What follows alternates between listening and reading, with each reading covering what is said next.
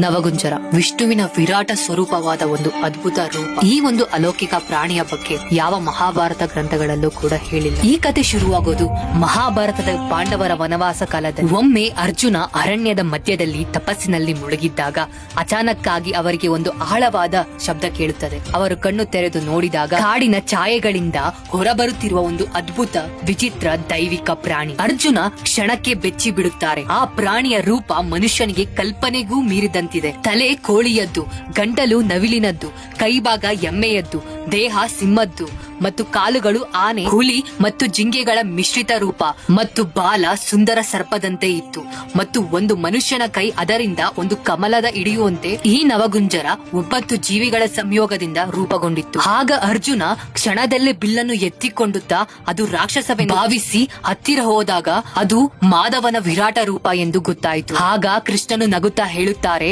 ಮನುಷ್ಯನ ಕಲ್ಪನೆಗೂ ಮೀರಿದ್ದು ದೈವತ್ವ. ದೈವಿಕತೆಗೆ ಒಂದೇ ಒಂದು ಸ್ವರೂಪ ಇರುವುದಿಲ್ಲ, ಅದು ಸಂಪೂರ್ಣ ಬ್ರಹ್ಮಾಂಡದಲ್ಲಿ ವ್ಯಾಪಿಸಿದೆ. ಯಾವ ರೂಪದಲ್ಲಿ ಬೇಕಾದರೂ ವ್ಯಕ್ತವಾಗಬಹುದು. ನಮ್ಮ ಸಂಸ್ಕೃತಿ ಕಲಿಸುವುದೇ ಇದು. ದಿವ್ಯತೆ ಯಾವುದೇ ರೂಪದಲ್ಲಿ ಕೂಡ ಮನುಷ್ಯನಿಗೆ ಭೇಟಿ ಕೊಡಬಹುದು. ದೇವರು ಒಂದೇ ಸ್ವರೂಪದಲ್ಲಿ ಮಾತ್ರ ಸಿಗಬೇಕು ಎಂಬ ನಿಯಮವಿಲ್ಲ. ಅದಕ್ಕಾಗಿಯೇ ಇಂದಿಗೂ ಪೂರಿ ಜಗನ್ನಾಥನ ಮಂದಿರದಲ್ಲಿ ಕಾಣಿಸುವ ಈ ನವಗುಂಜರ ವಿಷ್ಣುವಿನ ವಿರಾಟ ರೂಪವನ್ನು ಒಂದು ಅಂಶವೆಂದು ಪರಿಗಣಿಸಲಾಗುತ್ತದೆ.